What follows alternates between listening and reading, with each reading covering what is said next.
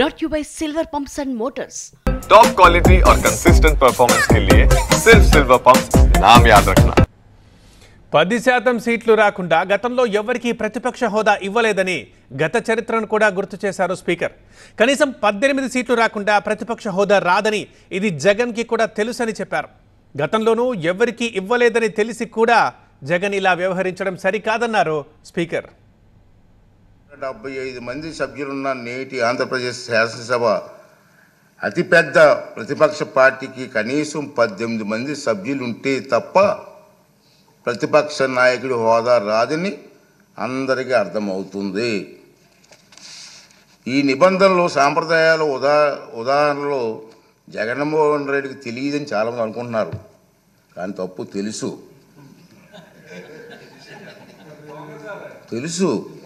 ఎందుకంటే 2019 జూన్ 13న ముఖ్యమంత్రి హోదాలో ఆయన ఇదే సభలో ప్రసంగిస్తూ చెప్పిన మాటలు మనందరం గుర్తు చేసుకోవాల్సిన అవసరం ఉంది. చంద్రబాబు నాయుడు గారికి 23 మంది శాసనసభ్యులు ఉన్నారు, ఒక 5 కానీ రాగేస్తే ఆయనకు 18 మంది కూడా ఉండరేమో, ఈ హోదా 17 మంది ఉంటారు, అప్పుడు ఆయన ప్రతిపక్ష నాయకుడు స్టేటస్ కూడా ఉండదని చెప్పి ఇదే జగన్మోహన్ రెడ్డి గారు ఈ హౌస్లో మాట్లాడిన సంగతి మీ అందరికీ తెలుసు. అలాగే మరికొన్ని కీలక వ్యాఖ్యలు చేశారు స్పీకర్.